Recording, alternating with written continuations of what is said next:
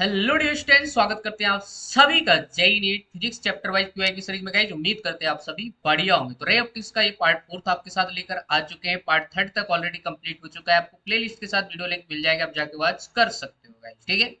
अब जैसा कि आप जानते हैं कि चैप्टर थोड़ा लेंदी है, इसलिए जो है इसके पार्ट थोड़ा ज्यादा जाएंगे, 5-6 तक जो है जा सकते हैं। और हर एक पार्ट में हम 9 से 10 क्वेश्चन रख रहे हैं, वो top most exam oriented question ही रख रहे हैं, जो बार बार जो आजकल ट्रेंडिंग में चल रहे हैं वही क्वेश्चन जो है आपके यहाँ पे लेके आ रहे हैं भाई। ठीक है, चैनल में नए हो तो कर लीजिए सब्सक्राइब, ताकि सारे वीडियो आप तक पहुंच सके, आपकी प्रिपरेशन में एक बेहतरीन तरीके से जो हमारी वीडियो हेल्प कर सके भाई। चलिए बढ़ते हैं, आज का सेशन स्टार्ट करते हैं विदाउट एनी डिले। चलो सन्नाटो भाई, क्वेश्चन रीड करो। क्वेश्चन पहला जो है, in an experiment for a determination of refractive index of a glass of prism by I delta plot it was found that a ray incident eight angle आपको कितना दे रखा है 35 डिग्री। कितना degree?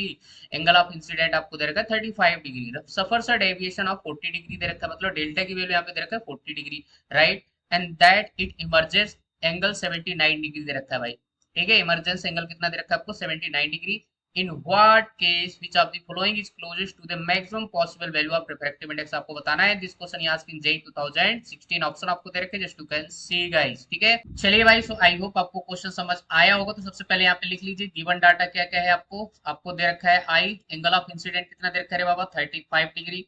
ठीक है, और आपको डेविएशन कितना दे रखा है, मिनिमम डेविएशन दैट इज आपका कितना रे बाबा 40 डिग्री, राइट।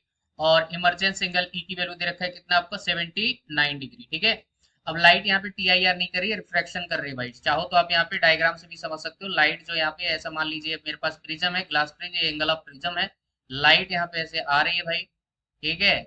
और यहाँ पे जो भी है बाई स्केल नहीं, संभाल लेना भाई। ये आपका कितने एंगल पे 35 डिग्री पे इंसिडेंट कर रही है, आफ्टर रिफ्रैक्शन ऐसे यहाँ पे निकल जा रही है। ठीक है, तो अगर नॉर्मल ड्रॉ करोगे तो यहाँ से कितना एंगल बन रहा है इसका 79 डिग्री। ठीक है, 79 डिग्री एंगल बनाती हुई ऐसे चुप से निकल रही है भाई। ठीक है, और डेविएशन वगैरह यहाँ पे अगर बनाए तो इस ओरिजिनल रे का यहाँ पे डेविएशन आपको दे रखा है कितना आपका 40 डिग्री। ठीक है, तो हमें इसका जो है मैक्सिमम रिफ्रैक्टिव इंडेक्स बताना है इस प्रिज्म में कितना हो सकता है। ठीक है, तो एक बात आपको और बता दें, कंडीशन वगैरह भी लोग यहाँ पे अप्लाई करते हैं कि जो एंगल ऑफ प्रिज्म है दैट मस्ट बी क्या होना चाहिए, लेस देन 2c। ठीक है, 2 टाइम्स ऑफ क्रिटिकल एंगल से क्या होना चाहिए, लेस होना चाहिए। अगर लाइट को कहाँ निकलना है, बाहर निकलना है प्रिज्म से, मतलब टीआईआर नहीं करवाना है, ये आपके पास एक कंडीशन होती है। ठीक है, हमारे पास डेल्टा की वैल्यू हम क्या लिखने वाले हैं भाई, आई प्लस ई माइनस ई।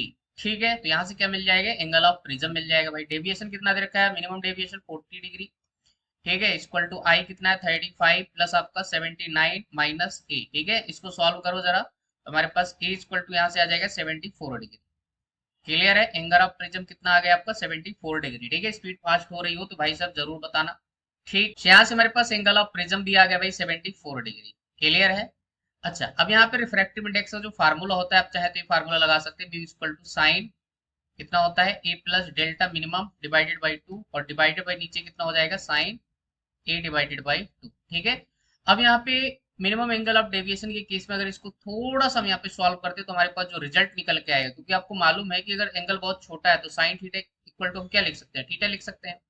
ठीक है, तो ये कंडीशन अब यहाँ पे लगाओगे तो साइन वाइन सब हट जाएगा। This will get delta equal to जो हमारे पास आता है यहाँ पे ए म्यू माइनस 1। यहाँ से भी आप आंसर वही प्राप्त करेंगे। ठीक है, थोड़ा मोड़ा यहाँ पे पॉइंट का डिफरेंस आएगा, बट आपका आंसर यहाँ से भी वही आएगा।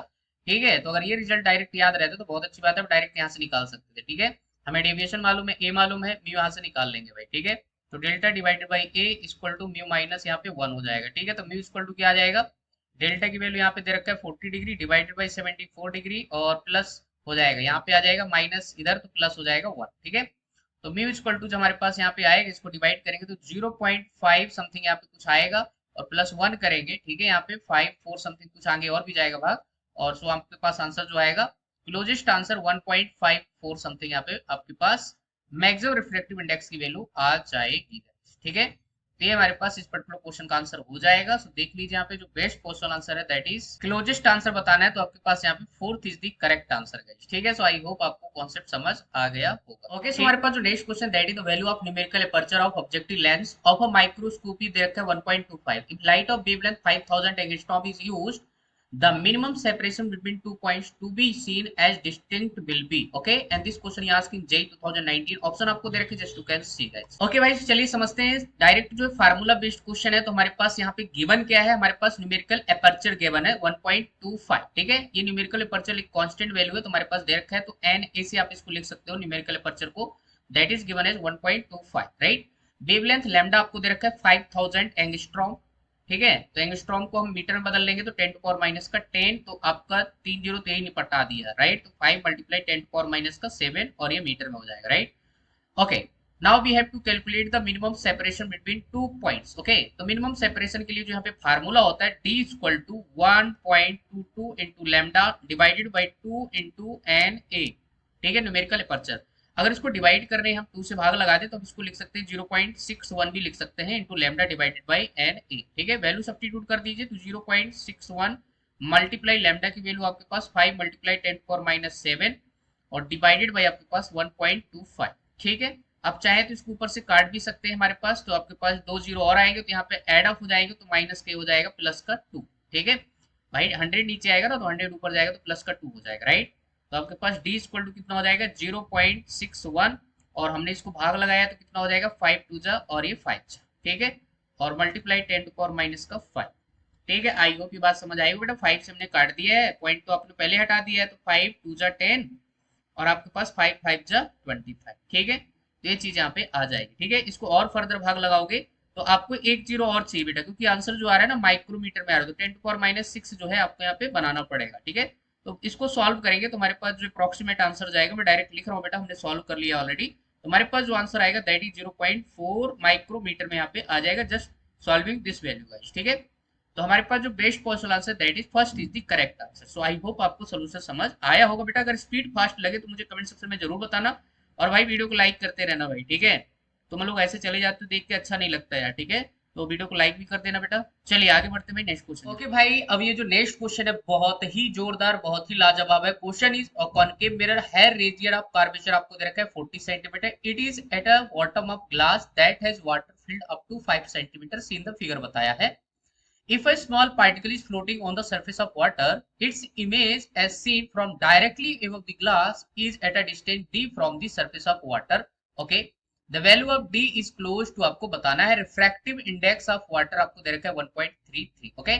And this question asking JEE 2019 option आपको दे रखे just to catch see guys. Okay okay भाई, चलिए यहाँ पे सबसे पहले देखते हैं गिवन क्या है। देखो नीचे तो आपको यहाँ पे कॉनकेव मिरर लगाया हुआ है, तो इससे क्या होगा, इस ऑब्जेक्ट की जो है इस पार्टिकल की इमेज बनने वाली है। सबसे पहले आप वाटर वगैरह सब भूल जाओ। मैं आपको क्या बोलता हूँ कि पहले सब वाटर वगैरह भूल जाओ। अब जनरली जो आप करते हो मिरर के केस में, आपका ऑब्जेक्ट गिवन है, इमेज वगैरह अच्छे से पहले बनाओ, ठीक है। उसके बाद क्या करना है वो आपका सेकेंडरी है, वो भी आपको बताती है। यही कॉन्सेप्ट होता है बेटा, ठीक है।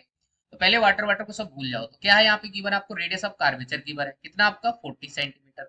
अगर रेडियस ऑफ कार्वेचर गिवन है तो क्या मिरर के केस में तो फोकल लेंथ नहीं निकाल सकते? बिल्कुल निकाल सकते हो। तो फोकल लेंथ इक्वल टू क्या होता है, रेडियस ऑफ कार्वेचर का हाफ। आया समझ में?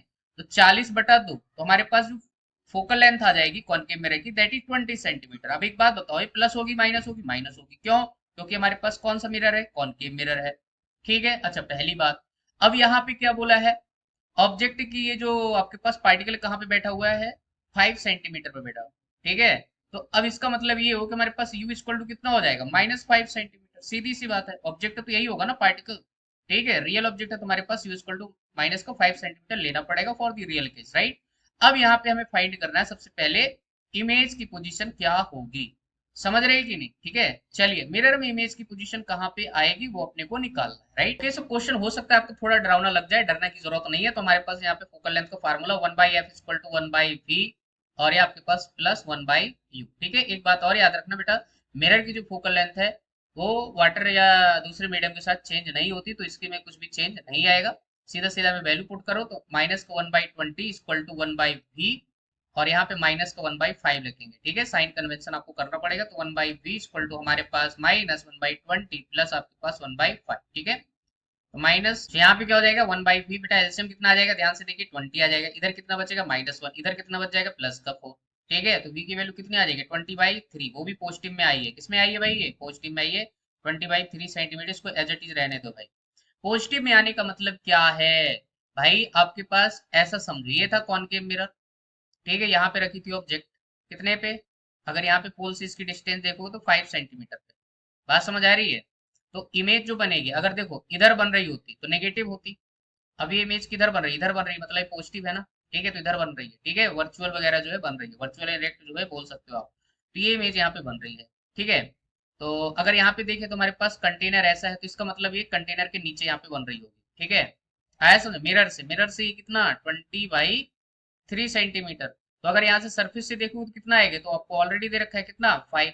बात समझे, तो इसको प्लस कर दो, तो यहाँ पर टोटल हाइट निकालेंगे बेटा, ठीक है। यहाँ से सरफेस से देखेंगे बेटा आपका इमेज कितनी डिस्टेंस में बना है, तो एच इक्वल टू, हम इसको एच से लिख रहे हैं 5 सेंटीमीटर, प्लस आपका 20/3 सेंटीमीटर, ठीक है। एलसीएम वगैरह करिए तो हमारे पास एच इक्वल टू कितना आ जाएगा 15 + 20 डिवाइडेड बाई आपका 3, ठीक है। तो कितना हो जाएगा 30 + 5 35 डिवाइडेड बाई 3 सेंटीमीटर, ठीक है। तो ये हमारे पास क्या आ जाएगा, टोटल डिस्टेंस आ जाएगा सरफेस से किसका, इमेज का, ठीक है। लेकिन ये आंसर नहीं है, अब इसको भाग वगैरह मत लगा के भाई बैठ जाना, ठीक है। तो ये आंसर अभी नहीं है, क्योंकि अपने को अपरेंट डेप्थ चाहिए, ठीक है, क्योंकि वहां पे रिफ्रैक्शन भी होगा ना। तो ये वो कहानी थी विदाउट वाटर, ठीक है। वाटर को कंसीडर करेंगे तो वाटर में क्या होगा, रिफ्रैक्शन होगा यहाँ से, क्योंकि आंखें तो आपके पास यहाँ पे लगी है भाई, ठीक है। यहाँ से कोई देख रहा होगा तो उसको ये थोड़ी ना नजर आएगा, ये तो भाई रियल है ना, ये रियल डेप्थ है। कौन सी डेप्थ है, ये रियल है भाई, याद रखना। आया समझ में। तो हमें कौन सी चाहिए, पेरेंट, क्योंकि भाई आंखें यहाँ पे है, तो आपके पास ये ऑब्जेक्ट हो जाएगा। अब यहाँ पे कोई बंदा देख रहा है तो यहाँ पे रिफ्लेक्शन होगा, तो इसको थोड़ा उठी हुई नजर आएगी, है ना। फाइनल डिस्टेंस तो आपको क्या करना है, जो अपरेंट डेप्थ का फार्मूला होता है डी इक्वल टू, वो क्या होता है, रियल डेप्थ, ठीक है। पुराने पार्ट में भी हमने कई बार डिस्कस किया, real part divided by refractive index mu, ठीक है। तो रियल डेप्थ आपको 35 डिवाइडेड बाई 3, तो 3 नीचे चला जाएगा, और रिफ्रैक्टिव इंडेक्स आपको दे रखा है वाटर का कितना होता है 4/3, चाहे तो पुट कर सकते हैं, तो 3 ने 3 को मार दिया, तो हमारे पास डी इक्वल टू कितना हो जाएगा 35 डिवाइडेड बाई 4, ठीक है। इसको भाग लगाओ भाई सब, कितना बचेगा ध्यान से देखो, 4 8 जा 32 होता है भाई, कितना बचेगा फिर से आपका यहाँ पे 3 बचेगा, ठीक है। तो 7 जा, आया समझ में। तो आपके पास ये आ जाएगा बेटा सेंटीमीटर में, ठीक है। और भी आगे भाग लगा सकते हैं, कोई दिक्कत नहीं, 5 और आगे जाएगा, ठीक है। तो खैर छोड़ो यार, यही आपके पास यहाँ पे आंसर आ जाएगा 8.7 सेंटीमीटर समथिंग, ठीक है। आया समझ, कितना प्यारा। तो इस पर्टिकुलर क्वेश्चन का आंसर जाएगा, और भी आगे देंगे, तो अप्रोक्सीमेट उसने राउंड अप करके लिखा है, दैट इज 8.8 सेंटीमीटर गाइस, ठीक है। सो यही जो है इस क्वेश्चन का आंसर हो जाएगा। ओके, सो यहाँ पे फिर से भाई एक बढ़िया सा क्वेश्चन आ गया आपके सामने। A transparent cube of side d दे रखा है, made of material of refractive index आपको म्यू2 दे रखा है, is emerge in a liquid of refractive index mu, okay. और म्यू1 जो है लेस देन म्यू2 बोला हुआ है। A ray is incident on the face AB at an angle theta दे रखा है, सोन इन द फिगर बताया है। टीआईआर मतलब take place at point E बोला है on the face BC, right. Then theta must satisfy, and this question ही asked in JEE 2019। Option आपको दे रखे जस्ट टू कैन सी, बहुत ही जोरदार क्वेश्चन है भाई। आराम से पहले जो है इसको समझाने की यहाँ पे कोशिश करेंगे, इसके बाद इसका सॉल्यूशन अपन नेक्स्ट स्लाइड में देख लेंगे भाई, ठीक है। ओके बच्चों, तो सबसे पहले बेटा यहाँ पे एंगल थीटा इंसिडेंट है, तो मैं इसको कुछ बोल देता हूँ, ये वाला एंगल क्या हो जाएगा, रिफ्रैक्टेड एंगल आर बोल देते हैं। ये आपका 90, तो ये वाला एंगल कितना हो जाएगा आपके पास 90 माइनस आपका आर, ठीक है। 90 minus R is nothing but this is incident angle.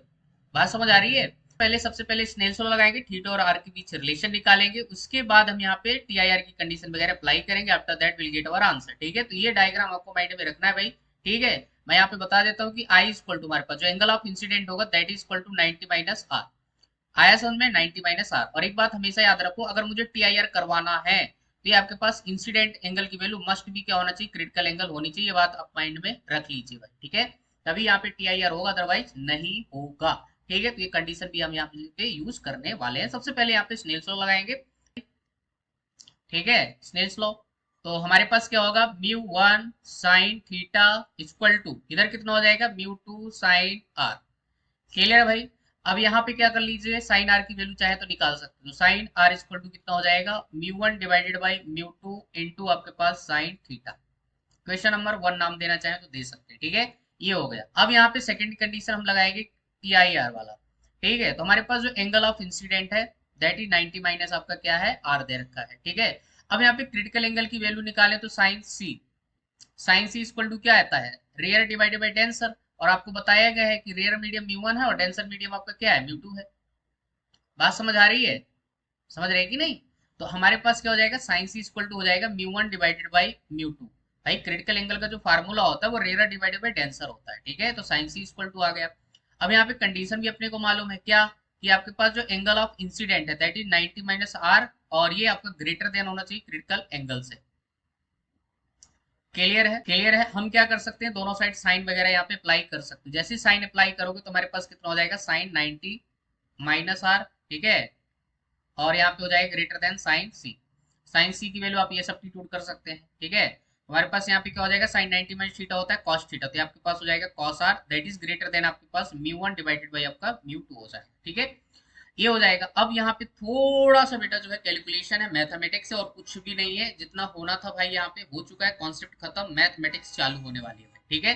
चलिए अब यहाँ पे क्या है ना बेटा, कॉस आर लिखा है और हमारे पास यहाँ पे साइन आर है, तो कॉस आर को साइन के फॉर्म में कन्वर्ट करते हैं बेटा। कैसे कर सकते हैं हम इसको, क्या लिख सकते हैं, मैं इस चीज को ऊपर यहाँ पे सॉल्व कर रहा हूँ, मैं लिख सकता हूँ इसको square root of 1 minus sine square R. अरे लिख सकते हैं क्या, sine square theta plus cos square theta equal to 1, तो cos square theta equal to क्या होगा 1 माइनस साइन स्क्वायर थीटा, और कॉस थीटा मुझे निकालना है तो स्क्वायर रूट लग जाएगा, that is greater than equal to कितना आ जाएगा, और ये हमारे पास ग्रेटर देन क्या आ जाएगा म्यू वन डिवाइडेड बाई आपका म्यू टू। क्लियर है बेटा, साइन आर की वैल्यू आप यहाँ से सब्स्टिट्यूट कर दो इक्वेशन नंबर 1 से, ठीक है। तो आप सब्स्टिट्यूट करेंगे तो हमारे पास 1 माइनस आपके पास क्या हो जाएगा म्यू वन का square divided by mu two का स्क्वायर, और यहाँ पे हो जाएगा sine square theta whole square, और यहाँ पे आपके पास होल स्क्वायर रूट, और यहाँ पे आपके पास ग्रेटर देन आ जाएगा mu one divided by mu to. अब चाहे तो दोनों साइड के स्क्वायर भी कर सकते हैं, तो हमारे पास कितना हो जाएगा आपके पास 1 माइनस म्यू वन का square divided by mu two का स्क्वायर, और यहाँ पे हो जाएगा इंटू साइन स्क्वायर थीटा, और ग्रेटर देन आपके पास म्यू वन का square divided by mu two का स्क्वायर, ठीक है।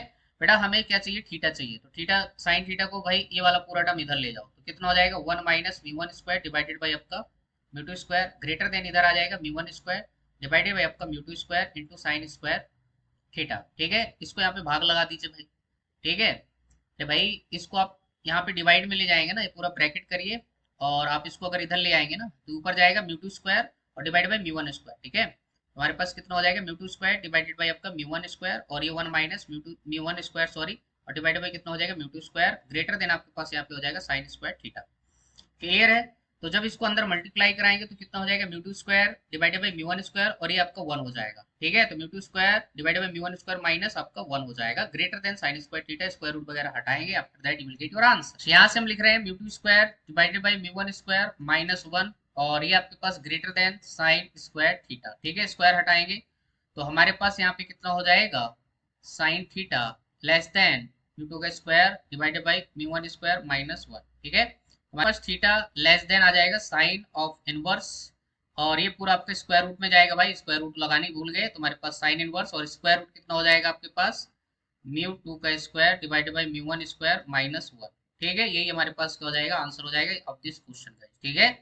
सो आई होप ये बात आपको समझ आ गई होगी। ओके गाइस, तो हमारे जो इस क्वेश्चन का आंसर जाएगा that is fourth is the correct answer, ठीक है। ओके सो हमारे पास जो नेक्स्ट क्वेश्चन है भाई, और एक बात मैं आपको बता देता हूँ, यहाँ से भी इस वाले टॉपिक से भी भाई क्वेश्चन जो है आजकल ट्रेंडिंग में चल रहे हैं, कंपाउंड माइक्रोस्कोप का मैग्निफिकेशन से रिलेटेड क्वेश्चन बहुत पूछे जा रहे हैं, तो याद रखना भाई, इसके जितने भी फार्मूले माइंड में रखना, ठीक है, वो भी जेई के अंदर। क्वेश्चन है आपके पास, if we need a magnification of 375 from a compound microscope of tube length आपको दे रखा है 150 मिलीमीटर में है, and and objective focal length की and an objective of focal length आपको 5 दे रखा है, the focal length of eyepiece should be close to, okay, and this question asked in JEE 2020, option आपको दे रखे हैं just to can C guys. Okay भाई, सबसे पहले देख लेते हैं आपको गिवन क्या है, तो आपको मैग्निफिकेशन दे रखा है, मैग्निफिकेशन कितना 375, ठीक है, इसका कोई यूनिट नहीं होगा बेटा, याद रखना, ठीक है। अच्छा, और यहाँ पे क्या दे रखा है, ट्यूब लेंथ आपको कैपिटल एल इक्वल टू हमारे पास दे रखा है 150 ठीक है, मिलीमीटर में। अब यहाँ पे और आपको क्या दे रखा है, फोकल लेंथ ऑफ ऑब्जेक्टिव, तो एफ ओ इक्वल टू आपके पास 5 ठीक है। आपको निकालना है क्या है भाई, यहाँ पे निकालना है एफ ई, आई पीस की फोकल लेंथ आपको यहाँ पे कैलकुलेट करना है, ठीक है। सो हम क्या करेंगे भाई, हम क्या करेंगे, हमें मैग्निफिकेशन का फार्मूला मालूम होता है, मैग्निफिकेशन का फार्मूला होता है एल डिवाइडेड बाई आपके पास एफ ई। यहाँ से मैग्निफिकेशन का फार्मूला लगाएंगे, ठीक है, maximum magnification for the compound microscope that is given as L divided by आपके पास एफ नॉट, और इनटू 1 प्लस आपके पास d divided by F E, D is nothing but this is least distinct vision, ठीक है। इसकी value क्या होती है भाई, साइड में लिख देते हैं, d इक्वल टू होता है 25 सेंटीमीटर, सब बच्चों के बात मालूम होता है सेंटीमीटर में, अगर mm में लिखना है तो 250 लिख दो भाई इसको। क्लियर है, एक जीरो का डिफरेंस होता है बेटे सेंटीमीटर और मिलीमीटर में, ठीक है। तो यहाँ पे आप क्या लिखेंगे 375 मैग्निफिकेशन, एल की वैल्यू आप 150 लिख दीजिए भाई, एफ नॉट की वैल्यू आपको 5 दे रखा है सन्नाटो, और 1 प्लस डी आपको दे रखा है 250 आया समझो, डिवाइडेड बाई एफ ई, यही अपने को कैलकुलेट करना है, समझ रहे हैं कि नहीं? तो इसको जब सॉल्व वॉल्व करेंगे, तो इधर निपट गया, तो हमारे पास ये चाहे तो काट सकते हैं, तो आपके पास 30 बचेगा इधर। ठीक है, तो 375 डिवाइडेड बाई हम यहाँ पे 30 कर सकते हैं, और इधर बचेगा 1 प्लस आपके पास 250 और डिवाइडेड बाई एफ ई। ठीक है, आंसर आपका एमएम में ही आना है। ठीक है, दे भी रखा है एमएम में।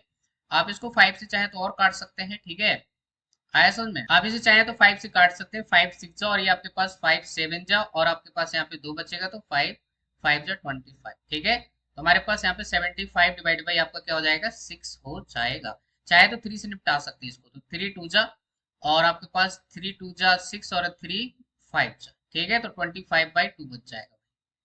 ठीक है, तो हमारे पास कितना आ जाएगा, 250 डिवाइडेड बाई आपका एफ ई इक्वल टू आपके पास 25 डिवाइडेड बाई 2 -1 हो जाएगा। ठीक है, तो जब इसको सॉल्व करेंगे, आफ्टर सॉल्विंग दिस आपके पास 110% आंसर आ जाएगा भाई। ठीक है, एफ ई की जो वैल्यू आएगी आपके पास 21 पॉइंट समथिंग आंसर आएगा। ठीक है, अप्रोक्सीमेट।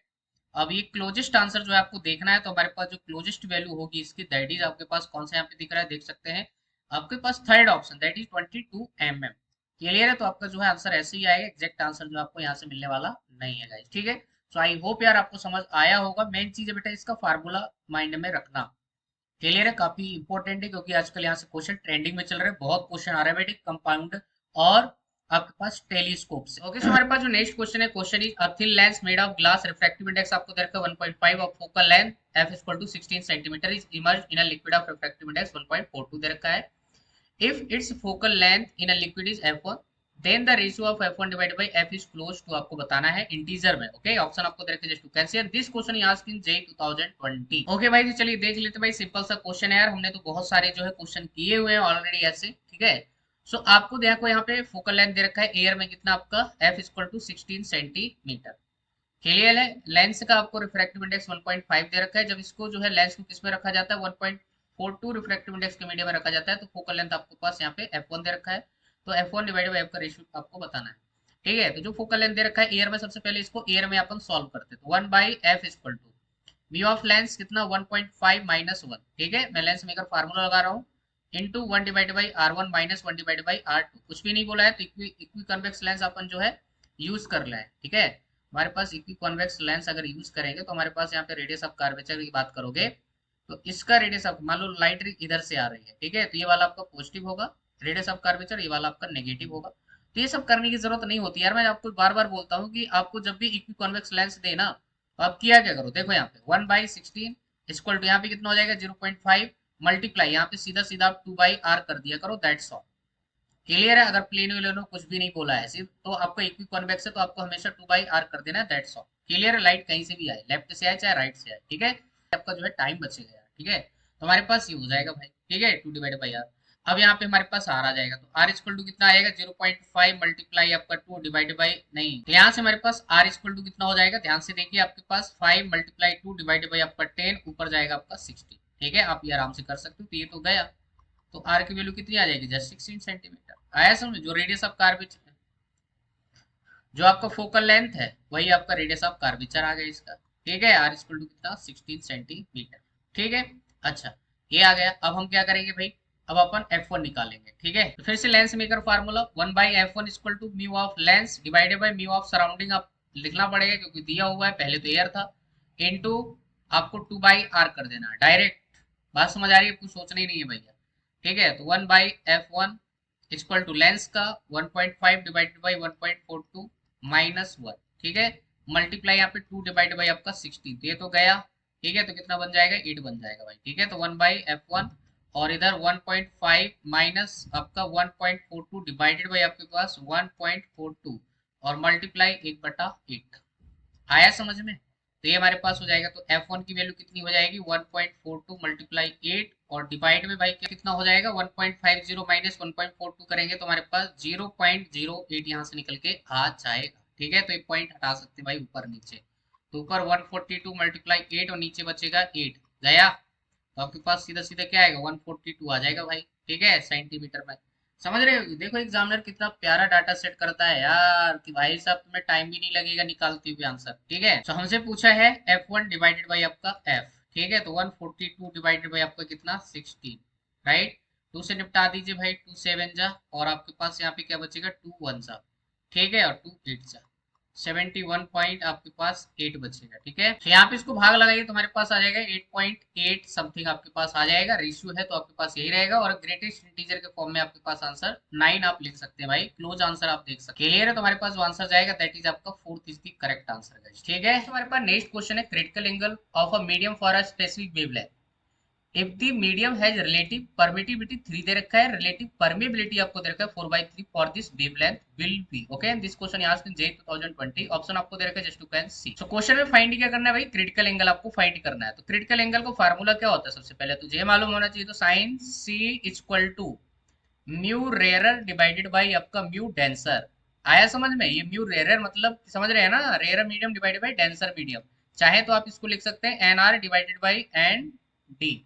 ठीक है, rare medium divided by denser medium, this is the formula to find the critical angle. Okay, now the second thing we have given that आपके पास relative permittivity and permeability. Relative permeability दे रखा है, तो medium का आया समझ, medium का जो रिलेशन होता है इनके साथ that is equal to refractive index is given as square root of mu R into epsilon R. ठीक है, म्यू आर क्या है, रिलेटिव परमिएबिलिटी है समझ में, इसलिए भाई मैंने यहाँ पे इसको एन से रिप्लेस कर दिया, नहीं तो तुम समझोगे ये म्यू आर वही है भाई। अरे मीडियम लिखा हुआ है यार। ठीक है, रेयरर का इसको आर ए लिख देते हैं, तो हमारे पास कितना हो जाएगा 4/3 इंटू थ्री, थ्री ने थ्री को बल्ले बल्ले कर दिया, स्क्वायर रूट 4 की वैल्यू हो जाएगी बाहर 2। ठीक है, तो रिफ्रैक्टिव इंडेक्स कितना आ जाएगा आपका 2 आ जाएगा, यही आपके पास डेंसर मीडियम हो जाएगा। आया समझ में? तो साइन सी तो आपको समझ आ गया होगा रे बाबा, 1/2। तो सी इक्वल टू कितना हो जाएगा, साइन इनवर्स 1/2, तो कितना आंसर आ जाएगा 30 डिग्री। ठीक है, that is fourth is the correct answer. Okay, हमारे पास अब नेक्स्ट क्वेश्चन है that is magnifying power of telescope with tube length आपको 60 सेंटीमीटर दे रखा है is 5। Okay, what is the focal length of its eyepiece. Option आपको दे रखे just to can see and this question asking JEE 2020। Okay भाई, तो चलिए समझते हैं भाई, इसमें कोई बड़ी बात नहीं है, काफी इंपॉर्टेंट है क्योंकि अभी 2026 में बेटा यहाँ से क्वेश्चन पूछे गए हैं। ठीक है, तो हमारे पास जो हमारे पास यहाँ पे टेलीस्कोप की जो मैग्निफिकेशन पावर होती है बेटा that is equal to F naught divided by F E. F naught is nothing but this is the focal length of the objective, F is nothing but this is the focal length of the eyepiece. ठीक है, अच्छा magnification आपको दे रखा है कितना 5 दे रखा है, और फोकल लेंथ आपको दे रखा है यहाँ, और ट्यूब लेंथ आपको दे रखा है यहाँ पे 60 सेंटीमीटर। ठीक है, जो ट्यूब लेंथ का जो फार्मूला होता है in case of telescope that is equal to कितना होता है एफ नॉट प्लस आपका एफ ई। क्लियर है, इक्वल टू आप क्या कर देंगे 60। बात समझ आ रही है, तो ये चीज हो जाएगी भाई। अब यहाँ से क्या कर सकते हो आप, हमें निकालना है एफ ई की वैल्यू, समझ रहे हैं ना, तो एफ ओ इक्वल टू हम क्या कर सकते हैं 5 टाइम्स ऑफ एफ ई। अब ये वैल्यू उठा के ना आप इसको इक्वेशन नंबर 1 बोल दो और इसको इक्वेशन नंबर 2 बोल दो बेटा, इसको उठा के यहाँ पे पटक दो भाई। ठीक है, किसकी जगह एफ नॉट की जगह, हमारे पास 5 F E plus F E equal to कितना हो जाएगा 60। तो आंसर आपके सामने आ गया भाई। आया समझ में? तो एफ इक्वल टू कितना आ जाएगा 60 डिवाइडेड बाई 6, आंसर कितना आएगा जस्ट 10 सेंटीमीटर। अरे समझ गए क्या सन्नाटो? ठीक है, तो काफी इंपॉर्टेंट है, याद रखना बेटा, है ना, कुछ ही सेकंडों में आंसर दे दोगे, बस आपको फार्मूला माइंड में रखना है सारे, तो आपके पास ये जो आंसर जाएगा that is second is the correct answer, याद रखो। ओके भाई, सो हमारे पास जो नेक्स्ट क्वेश्चन है that is vessel of depth आपको दे रखा है 2h is half filled with the liquid of refractive index 2√2 दे रखा है, and upper half with another liquid of refractive index √2 दे रखा है। The liquids are immiscible. Okay. The apparent depth of the inner surface of the bottom of vessel will be, and this question is asked in JEE 2020. Option आपको दे रखे just to can सी। अब ये जो liquid जो आपस में मिलाए जाते हैं ना, ये आपके मिलते नहीं है आपस में। ठीक है, आया समझ में? तो चलिए भाई कर लेते हैं सोल्यूशन, बड़ा ही सिंपल क्वेश्चन है, पिछले पार्ट में भी यहाँ से क्वेश्चन पूछे गए हैं, हमने बहुत सारे क्वेश्चन यहाँ पे ऑलरेडी इस कॉन्सेप्ट से रिलेटेड सॉल्व किए हैं, और मैं आपको बता रहा हूँ इसका फार्मूला याद रखो सबसे बेस्ट। ठीक है, तो वैसे भी मैं आपको डायग्राम बना के यहाँ पे समझा देता हूँ बेटा। यहाँ पे आपके पास दो ऐसे यहाँ पे लिक्विड ऐसे भरे गए हैं, और आपको यहाँ पे रिफ्रैक्टिव इंडेक्स आपको दे रखा है, इसका चाहो तो 2√2 ले लो, और ये आपके पास √2 दे रखा है।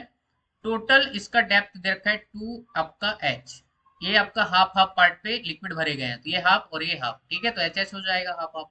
ठीक है, अब ये जो बॉटम दिख रहा है ना, इसका आपसे अपरेंट डेप्थ पूछा जा रहा है, तो अब कितने भी लिक्विड भर दिए जाएं, ठीक है, 2 है 3 है 4 है, कितने भी भर दिए जाएं, सिंगल है तो उसके लिए भी ये फार्मूला लगा सकते हो भाई। ठीक है, आपके पास जो अपरेंट डेप्थ हो जाएगा डी इक्वल टू आपके पास रियल डेप्थ, तो हम नीचे से लिखना स्टार्ट करते हैं बेटा। ठीक है, सबको ऐड करते जाना है, तो रियल डेप्थ कितना है H divided by refractive index 2√2, plus लगाते जाओ, अगर सिंगल होता तो यही आंसर होता बेटा। ठीक है, अगर अगर यहाँ पे एक और भरा है तो यहाँ पे real depth H divided by √2, और होता तो और प्लस करते जाते। ठीक है, आ गया ना, यहाँ पे क्या होगा, h आपके पास और डिवाइडेड बाई 2√2 आपके पास एलसीएम हो जाएगा, अंदर क्या बचेगा आपके पास यहाँ पे 1 प्लस आपका 2। क्लियर है, तो डी इक्वल टू हो जाएगा 3h डिवाइडेड बाई 2√2। समझ गए, यही आंसर है। ठीक है, आप देख सकते हो भाई। अगर इसका ऊपर नीचे रेशनलाइजेशन करेंगे तो कितना हो जाएगा, 3h√2 और डिवाइडेड बाई क्या लिख सकते हैं, इसको 4 भी लिख सकते हैं। ठीक है, तो ये भी लिख सकते हैं, ये भी लिख सकते हैं, मतलब आपके पास जो आंसर जाएगा that is 4 is the correct answer guys. ठीक है, सो आई होप यार आपको क्वेश्चन के सारे सोल्यूशन एकदम बढ़िया तरीके से समझ आए होंगे। तो टोटल हमने यहाँ पे 9 क्वेश्चन जो है सॉल्व किए हैं, बढ़िया इंपॉर्टेंट मोस्ट इंपॉर्टेंट क्वेश्चन जो हमने सॉल्व किए हैं, जहां से क्वेश्चन जो है ज्यादा पूछने के चांसेस रहते हैं भाई। ठीक है, तो चलिए फिर मिलते हैं आपको नेक्स्ट वीडियो, तब तक के लिए thank you, good luck to all. Video अच्छा लगे तो यार लाइक कर देना, चैनल को सब्सक्राइब जरूर कर लेना, ताकि सारे वीडियो आप तक पहुंच सके और आपकी प्रिपरेशन हमारी वीडियो हेल्प कर सके। कोई क्वेश्चन है, कोई क्वेरी है तो मुझे कमेंट सेक्शन में जरूर बताना भाई। क्लियर है।